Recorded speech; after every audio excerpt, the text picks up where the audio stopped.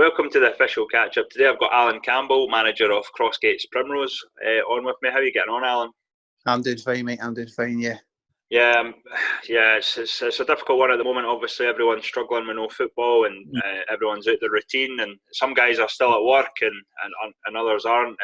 How are you coping with it all, Alan? I think from a personal point of view, it's certainly been different and a bit challenging.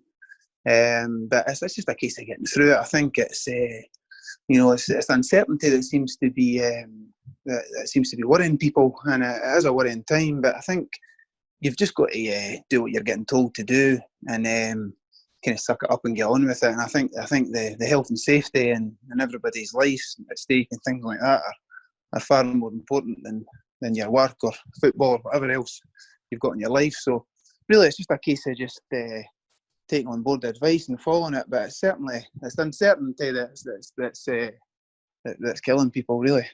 Yeah, and myself and Sean had been in touch with Crossgates before this. Obviously, we were hoping to get down and do a wee catch up with the club, but obviously that kind of got halted a wee bit with this. But it's excellent to speak to you today, Alan. And obviously, you've been manager at Crossgates for a wee while now. I think it was 2017 you came in.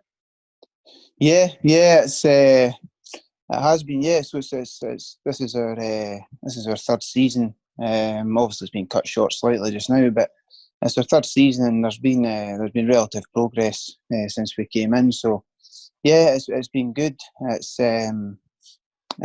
obviously it's not without its challenges. But this season in particular. But I would say we're enjoying it, and we're still making relative progress on and off the pitch. So it's been good. Yeah, I was delighted when you managed to obviously clinch a place in the Premier, and I think you've actually been doing a fantastic job.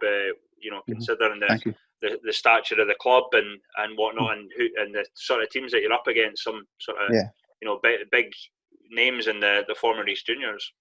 Mm-hmm. No, absolutely, and it's. I think last year when we first came into it, it was a bit of a strange one in the sense that they set up these conferences, and we had 5 or 6 really big clubs in our league. The likes of Bonnyrigg, Bo'ness, Dundonald, Trinent, these type of clubs, and Lothian Thistle, who'd pushed Kelty really hard the year before. So we really held our own in that. We weren't expected to do anything. So to looking back on it now, it was quite an achievement for us to get out of one of those leagues and find ourselves in this Premier League, which has kind of just been like the old Super League in the juniors. So, as I say, it's been challenging this year because, with all due respect, we had a lot of the old East Scotland sides in there last year, and we were going into the games as heavy favourites every week, and then the next week you would maybe have a Bonnyrigg or something like that. So it was quite difficult to juggle that. Whereas this year has been tough because every team in our league can beat each other, and it's a real sort of dog eat dog kind of league. So we found it tougher, but we've been holding our own. So that's all we can ask. Yeah, and I did actually see you at the start of the season against Civil in a friendly. Unfortunately, I don't get to see a lot of East of Scotland games. Obviously, being associated with the Lowland League more so. But I was actually at your awards night as well. I spoke to a few of the boys. I had a few pints and whatnot. But the Crossgates as a community, obviously, I actually used to stay there for I think 6 years back in the day. And one of my biggest regrets was actually not going down to see Crossgates at the time. No. I never got involved that side at that moment in time. But I really like what when I went down and saw you against Civil at the start of the season. Really good facility. I think there's work that can be done, but from what you guys do and what you put on, I think it's fantastic. I know. No, I appreciate that. Thanks very much. I think when we first came in, it was difficult. It was obviously the facilities weren't great. We didn't have much in terms of kit and everything like that. So it has, in the last 3 years, it has really progressed, the whole place, and the committee are really trying hard to off the pitch to really get things moving, and there's a lot of good plans in place there to improve the place. So it's a good place to be. Obviously, I'm being a Crossgates boy. I went down there as a kid and watched games and things like that, and played for the club when I was younger as well. So it's pretty much in my blood, and there's nothing better going down there on a Saturday afternoon, and all the local guys that are in the pub and all that come down to watch and things like that. So it's great to put a smile on their faces. Unfortunately, that's not happened as many times as we'd like this year, but we're working on it. So. No, there's a lot going on. The committee are really forward thinking, really ambitious. So every time they've completed a task down there, whether it be maintenance work or whether it be hospitality or anything like that, they're always on to the next thing and looking to do more. So we've just got to make sure that we're putting a team on the pitch that the local punters are want to come out and watch and that ultimately play good football and as I say, the punters come and watch us and enjoy it. And if the results come along with that, then superb. Absolutely. And one thing I kind of have to give a wee mention to, just for some people that might be unaware, but obviously his statue might be at Hill of Beef, but obviously Jim Baxter, one of the famous Crossgates players, sold to Rafe Rovers for £200. Yeah. What a bargain that was back in the day. Aye, well, Kevin MacArthur, who's like our president, to call him Mr. President now, he's a sort of club historian as well, and he obviously tells everybody the stories about Baxter and when he played and things like that. So, that's something that gets. It's quite a weird one actually, because the building, the actual pavilion down there just now, it could probably do with getting flattened and we could be doing with getting a new one in, but the fact that you're in there sometimes and you know that he sat in there and played, it's actually quite surreal really, that a player of his pedigree and what he did in the game actually started his career off in there. So yeah, we get reminded of that quite a bit. Yeah, and it's one of those things obviously, because when back in the junior days, I used to go to Hill of Beef quite a lot at Gears Park, and I would see obviously the Jim Baxter statue on the way to the ground, if you will, and it wasn't until very recently that I knew about obviously the Jim Baxter connection with Crossgates. Obviously, I could have assumed maybe with being so close, but fantastic wee bit of sort of history or trivia in the pub quizzes and whatnot. And in terms of your season, I would say I think you've done all right, to be honest. You're 12th at the moment. I don't know what's going to happen, if it's going to continue, but I would say in itself, as I mentioned earlier, the achievement to get into the East of Scotland Premier Division was an achievement in itself, and obviously I take it it's more about sort of keeping your position in that league. Yeah, I think so. I mean, we were when the bookies did their thing at the start of the season, we were favourites to finish bottom. So I'd like to think we've done enough. If it does resume, that we wouldn't finish bottom. So we've done reasonably well. I think it's like a lot of things. We've had some really good results. Beating teams like Linlithgow and things like that. We're on our day. We're a match for anybody. We got off to a bit of a tricky start. I think we maybe underestimated the quality of the league, myself included. So, but we've recovered quite well from that. And I think if I can be one thing I can be really positive about is our home form. I knew that was going to be really vital in this league we're in. Everybody's home form. Our home form's been really, really good. I think there's only a couple of teams beat us at home.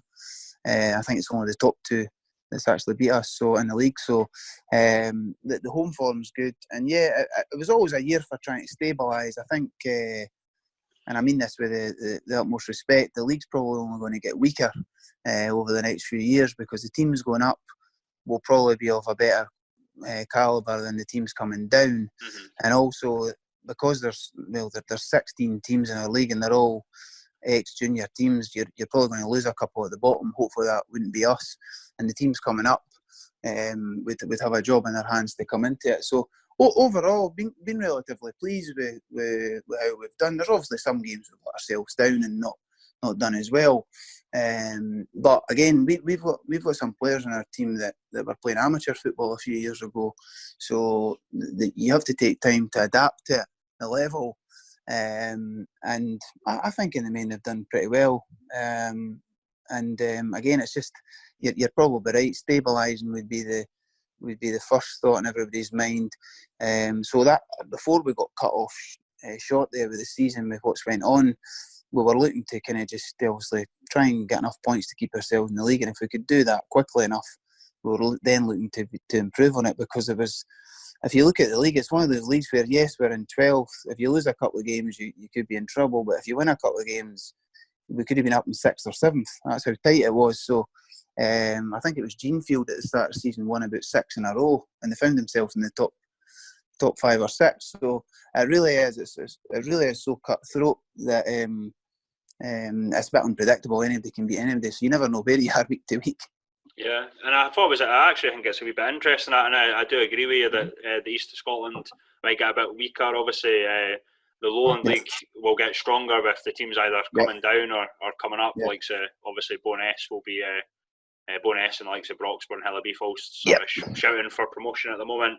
And one thing I was going to ask, though, do you think? I take it you've seen the difference in quality over the years since you've been coaching at Crossgates?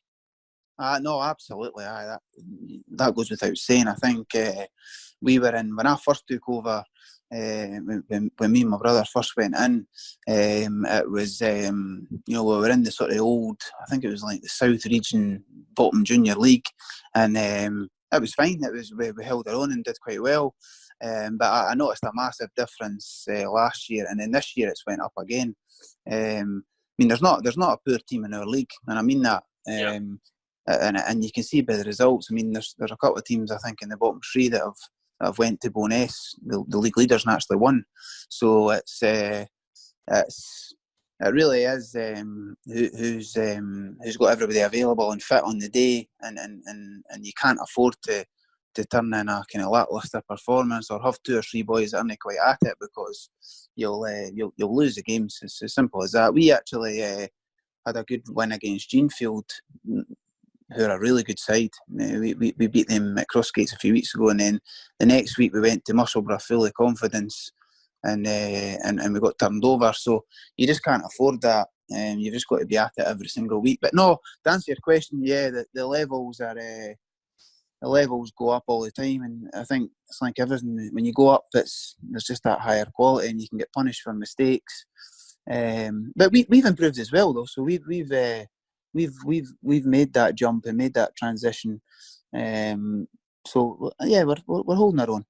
Yeah, and are you looking forward to obviously the talking point before all this was the West of Scotland League? There's probably going to be something similar in place, like when the East of Scotland came. I think there's going to be about 4 conferences of teams. So it's going to be a mad one. But are you looking forward to maybe? I don't know if there's going to be a cup competition or anything like that. But are you looking forward to maybe facing some of these teams? I think that there's one thing that we've really missed from the juniors is your sort of Scottish Cup days, and it's those were great days. You tend to get a bigger crowd out, and just that sort of cup tie kind of atmosphere. We have missed that. We got to a semi-final last year, and we lost on penalties at Trinent that day. So that was as good as we got in the cups in terms of maybe getting to a final. But no, if the West comes in at our kind of level or our tier, if you like, then it would be good to get a national cup back, just to bring some of the days back. I mean, we had I think the first year we were there, we had Beath through in a cup tie. And they must have, they brought a big away support through, and it was great for the village. And it actually ended up being quite a good game as well. So it would be great to have those days back. It's just a bit of variation from the league. So hopefully that all gets rubber stamped and gets the go ahead. And because it's like everything. It's the pyramid should be in every level, every area of the country. It doesn't matter where you are, it should be. So the fact that you've got the West playing in juniors and us playing in the pyramid and everything like that, it's just all a bit of a mess for me. So hopefully that gets sorted out sooner rather than later, and we can all come together under the same sort of banner. Yeah, absolutely, man. And I, like yourself, I kind of missed that, because I remember when I was following Hillabeef in the juniors, and I would go to places like Pollock and stuff like that. It was a brilliant day out, And we're definitely missing that sort of thing. Obviously, we're not playing local teams as such in East of Scotland or Lowland League, but it's still a wee bit of, there's something different going west than staying east or whatever. But what are your thoughts on what should happen if football can't continue? Have you got any personal? Aye, it's a difficult one. I think I would be all for just the season just restarting as it is when it can. I know the Highland League have already kind of said that their season's done. I think there's far too much at stake to dish out relegations and promotions and championships just now, and everyone's far too tight for that. The other option I think they're looking at is obviously voiding it, which wouldn't really affect us in any way, but I really don't think that's too fair either. And what you do in the Premier League's probably got to be cascaded down. So you've got the likes of Celtic, Dundee United. They're all got huge leads. I think Cove Rangers as well. But then you've got the likes of, you see what's happening in the Lowland League with Kelty and Bonnyrigg, and then our league's really tight as well. So voiding it, I think, would be pretty harsh as well. So I would be all for just reconvening it as it is and just condensing it into as few weeks as possible, and then maybe giving the guys a couple of weeks break and just getting back into it again. Because I don't buy this excuse that the players will be too tired and the players will be, your fatigue and injuries and that'll come into it. The players will be desperate to play football after this. Our players are at their wits' end already. So no, I would be reconvening it as it is, but that may get taken away from us if this keeps on going on and on. So I don't know if that's answered your question really, but yeah. It's a tough one, and I think people need to realise that there's emotions involved in it and there's finance involved in it as well. But at the same time, you need to realise that the guys at the top have got a really difficult decision to make. So it's probably just better to let them get on with it. The only thing is the SFA have got a history in kind of ballsing these things up a bit. So let's hope that they get this one right for a change, and we end up, as fair for everybody.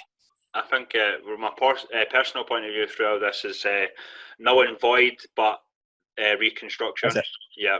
Null and void, because I think it's unfair for the teams at the bottom to get relegated, titles to be handed out if say Kelty and Bonnyrigg are so close. Bonus, Broxburn, Hill of Beef.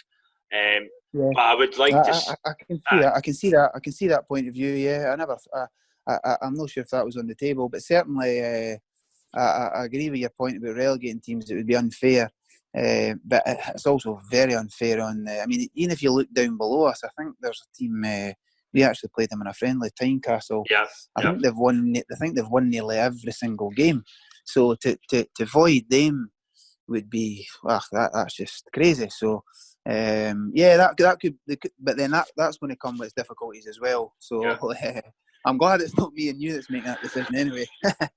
I spoke to Callum Elliott, the Tynecastle manager, a few days ago, and he's off. And I think the majority of people involved in football, players, gaffers, they want the season to continue, I think, and play it out. I just don't see it happening. I think that's where I'm coming from, Alan. I think this is going to take a while. So absolutely. I still believe the likes of Tynecastle and that should still get a chance, and I believe maybe I think someone else has mentioned that maybe promote them and a restructure, and then maybe relegate more teams in the following season or something like that. Yeah, possibly. No, I would understand that. I think maybe that there is a few teams, the likes of Hearts and Brecon and things like that, would really benefit from that, but it is what it is. I'll go back to it. It's a very unique situation, something that's never happened before. So there's going to be people's noses out of joint and people that benefit from it if a restructure or a void or whatever was to happen. But we'll just have to get on with it, I think. Yeah. And have you been speaking to the lads? I take it you've got your WhatsApp groups and whatnot. Are you giving them instructions to keep fit and doing what they can? We've got, that's one thing we've got a really fit bunch of players. There's not any of them that are unfit or struggling or anything like that. So they've been sending in a lot of gym sessions and road runs and things like that. So it's been quite good from that point of view. Obviously they're missing the kind of the camaraderie and the banter in the dressing room and being around each other. But no, they've been keeping ticking over. I think we'd said we're going to leave them till April, and then we might start putting them on some sort of plans ourselves, just so they're ready. But I think even now that might be a bit premature. We might need to leave that until maybe mid-April, because they've got to be ready to come back, you see, and the match fitness will. I mean, bear in mind we had a 3-week layoff with the weather before this happened. So, and then we came back to a game where we were quite rusty. So this is, I don't know what will happen, whether they'll allow us to play bounce games, or we'll just need to get in train and get ready for it. But no, they've been working away fine. They're a good bunch, so there's no problems that way. And just finally on Crossgates itself, I've not really seen anything from the club in terms of fundraising, but is there anything that the club are considering, like reaching out to fans or whatnot to help them get through this time? Yeah, I think there will be. Yeah, I think obviously we've got some good sponsors, and that will be taking a bit of a hit in terms of the home gates and things like that. We had 4 or 5 home games left, so hospitality booked out and some good crowds expected. So financially, we're obviously taking a hit there. But I think the guys have got behind the scenes. Have got some things in planning there to get something out, and hopefully people can give a bit, because it's the football club's always at the heart of the community. So, and we fell in tough times before. So, but I think we're in a decent place to deal with it. But hopefully people can come forward, and any help or any finance or whatever sponsorship would be great. Brilliant, Alan. Yeah, it's great speaking to you. It's obviously good speaking to.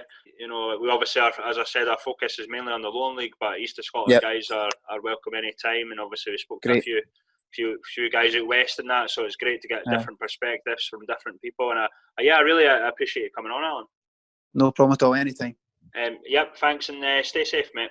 You too. Cheers, mate. Bye now. Bye.